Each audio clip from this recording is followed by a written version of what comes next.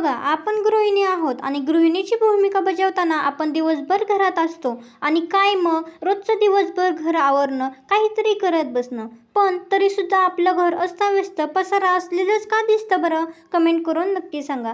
तर याच विषयावर आपण आज बोलणार आहोत की रोज घर नीटनेटके करत बसण्यापेक्षा काही टिप्स वापरल्या तर घरात पसारा होणारच नाही.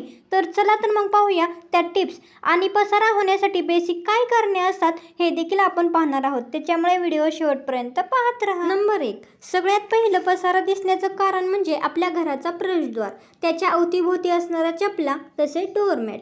मग तुम्ही म्हणाल कसं काय बरं? तर बघा, बरेच जणी दिवसभर घर आवरण्यात घालवतात पण मेन डोअरकडे लक्षच जात नाही.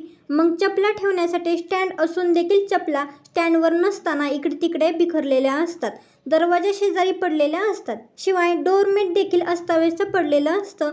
मग विचार करा, किती जरी घर आवरण्याचा प्रयत्न केला तरी हा पसारा पाहून घर टापटीप दिसतच नाही. हेच तर कारण आहे घर मेसी दिसण्याचं पहिलं मेन कारण आणि तेथूनच सुरुवात होते. त्यामुळे चपलांनाही महत्त्वाचं स्थान देऊन त्यालाही व्यवस्थित ठेवण्याचा प्रयत्न करायलाच हवा. दुसरं महत्त्वाचं कारण म्हणजे आपल्या घरातील हॉलवरचा पसारा आणि वस्तूंची गर्दी. जनरल आपल्या घरांच्या मॅनेजमेंटमध्ये टीव्ही हा घराच्या हॉलमध्येच असतो, त्यामुळे आपल्याला मुलांना प्रत्येक गोष्ट ही हॉलमध्येच करायला आवडते. कारण मुलांना खेळता खेळता टीव्ही पाहायला आवडतो आणि आपल्याला कामे करत करत सिरियल पाहत, न्यूज पाहत पाहत आपल्याला कामे करायला आवडतात. जेवण देखील हॉलमध्येच आपण करायला पसंत करतो, टीव्ही पाहत पाहत.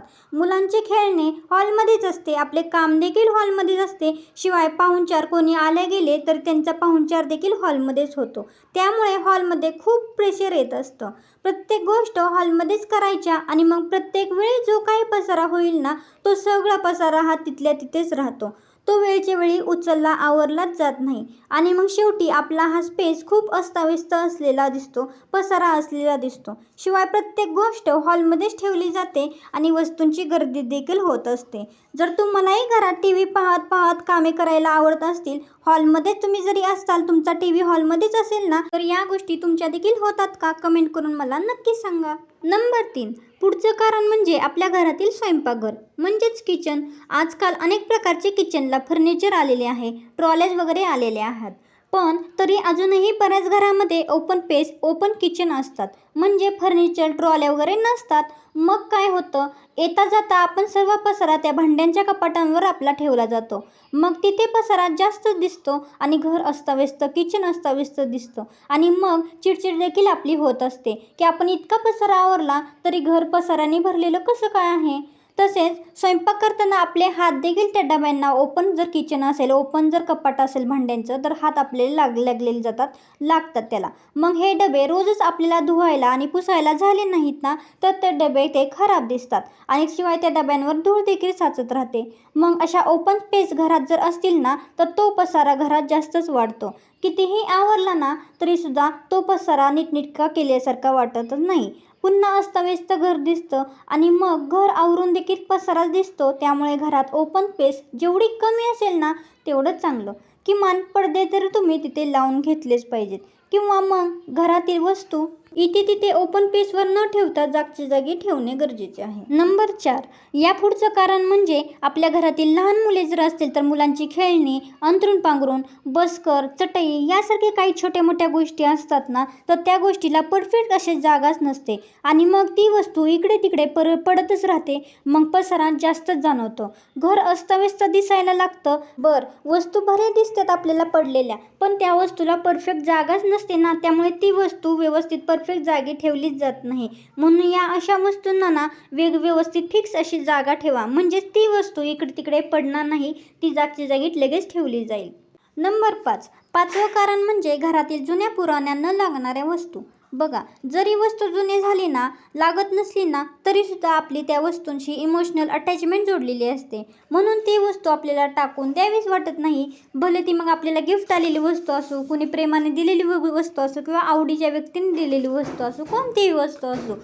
अनेक वस्तू ज्या जुन्या आहेत ना, पण त्या भावनेशी जोडलेल्या गेलेल्या असतात. मग जर त्या वस्तू जुन्या आहेत, आपण वापरत नसाल ना, तर ते टाकून देखील तुम्ही देऊ शकता. आणि जर तुम्ही टाकून देऊ शकत नाही, टाकून देऊ वाटत नसेल ना, तर मग त्या वस्तू तुम्ही दुरुस्त करून देखील वापरू शकता. म्हणजे त्या वस्तू इकडे तिकडं पडल्या जाणार नाही, त्याचा यूज देखील होईल आणि घरात पसारा देखील होणार नाही. नंबर 6.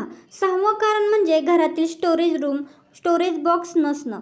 जर घरात स्टोरेज रूम नसेल ना, स्टोरेज बॉक्स नसेल ना, एखादा छोटासा का होईना, किमान लॉफ्टवर तरी तुम्ही स्टोरेज बॉक्स करून घ्या, स्टोरेज कप्पा करून घ्या, जेणेकरून काही न लागणाऱ्या वस्तू, कधीतरी लागणाऱ्या वस्तू, लहान मुलांची खेळणी वगैरे असतील त्या वस्तू, त्या तुम्ही तिथल्या तिथे लगेच तुम्ही त्याच्यात ठेवून देऊ शकता.